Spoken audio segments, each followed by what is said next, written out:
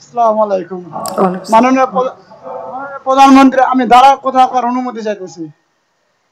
আমি দাঁড়ায় কথা বলবো। আজকে বলতে গেলে আমার মনে খুব আনন্দিত। আমি দীর্ঘ 7 বছর থেকে ঢাকায় রিক্সা চালাতাম। আমার বাবা মা খুব গরিব। আমরা 3 ভাই 3 বোন। তাদেরকে বিয়ে দিয়ে আমার বাপ মারা গেছে আজ থেকে 20 বছর আগে। আমার মা বেঁচে আছে। আমি ঢাকা শহরে 7 বছর রিক্সা চালাইছি। আমার 3টা সন্তান, একটা মেয়ে 2টা ছেলে। ছেলে মেয়েকে নিয়ে দীর্ঘ 7 বছর ঢাকায়। আমার ছোট একটা মেয়ে আছে, বয়স 12 বছর। সে মেয়েটা আমাকে মাঝে মাঝে প্রশ্ন করে যে, বাবা, আমরা কি পঞ্চগড় যেতে পারবো না?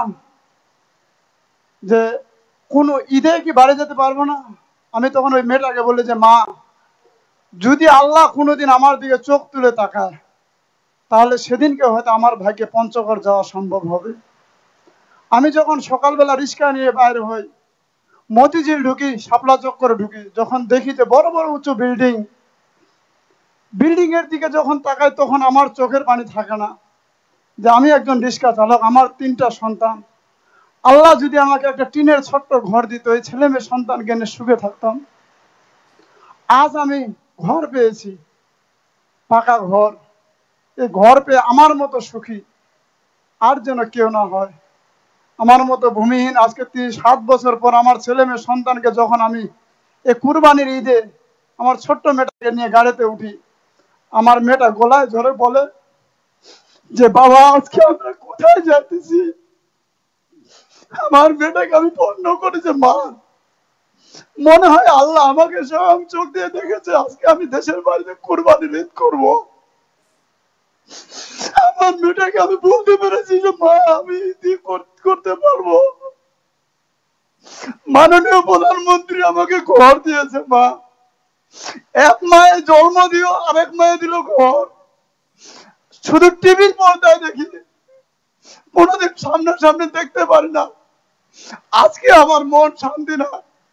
যদি আমার মাকে পঞ্চগড়ে দেখতাম, আমার মাকে শুধু আমি চোখে দেখি। মাননীয় প্রধানমন্ত্রী দেখে কোনোদিন শান্তি মেটে না। আমার মাকে আমি এই ঘর পেয়েছি যে এই আনন্দে আমার মাকে আমি পা ছুঁয়ে সালাম করবো যে, মা, বাংলাদেশে যেন আমার মতো কোনো ভূমি না থাকে। আমি একজন রিক্সা চালক, 3টা সন্তানকে খুব অসহায় মা।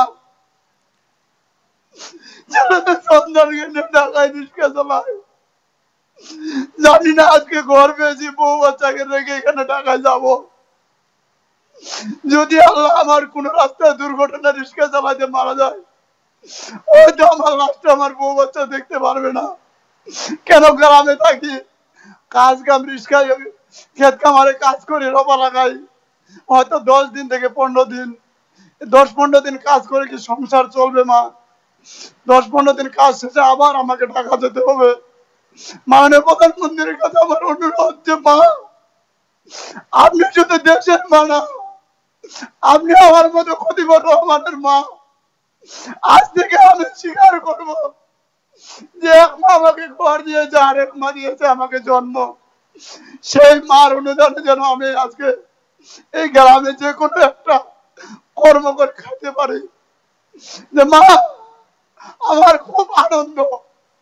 যদি আজকে আমার বউকে নিয়ে আসছি, মা, আমার বউ আজকে ফজরের আজানের সব উঠে নামাজ পড়ে আমাকে প্রশ্ন করে যে আজকে আমরা কোথায় যাব। আমার মাকে বলেছি যে, আমার বউকে বলেছি যে আজকে যাইতেছি আমার মায়ের কাছে। কোন মায়ের কাছে যাচ্ছি? আমার মা জননেত্রী শেখ হাসিনা মায়ের কাছে যাবো দেখা করতে। আজকে আমি ফজরের সময় যখন উঠে আসি, মা, যেই ঘরে টিবল পেয়েছি, ওই টিবলের পানি খেয়ে আমি সকালবেলা এসেছি, মা। পঞ্চগড়ে এসে দোকানে নাস্তা করেছি। যে আজকে আমার খুশি, মনে হয় যদি আমি সারাদিন না খাই আমার খিদা লাগবে না। শুধু মায়ের জন্য আল্লাহর কাছে দোয়া করি যে আমার মা যতদিন মাননীয় প্রধানমন্ত্রী বেঁচে থাকবেন, যেন বাংলাদেশের সরকার হয়ে উনি বেঁচে থাকেন। আজকে ঘরে ঘরে দরকার আওয়ামী লীগ সরকার, ঘরে ঘরে দরকার আওয়ামী লীগ সরকার। আমি একটা কথা বলবো যে আমার মতো রিক্সা শ্রমিক ভাই, আমাদের মতো যারা কর্মজীবী হয়েছেন তাদের সরকার, আওয়ামী লীগ সরকার। জয় বাংলা, জয় বঙ্গবন্ধু, চিরজীবী হোক শেখ হাসিনা। আসসালামু আলাইকুম। না, আপনি ভালো থাকেন, সুস্থ থাকেন। আপনি তো এখন পঞ্চগড়েও কাজ করতে পারবেন, কারণ আমরা তো কিছু ক্ষুদ্র ঋণের ব্যবস্থা করি, ট্রেনিং দিই, কাজ করি। ঢাকায় রিক্সা না চালেও আপনি পঞ্চগড়ের থেকে কিছু কাজ করতে পারবেন, মানে ওই বাড়ির কাছে থেকেই তো কাজ করতে পারবেন।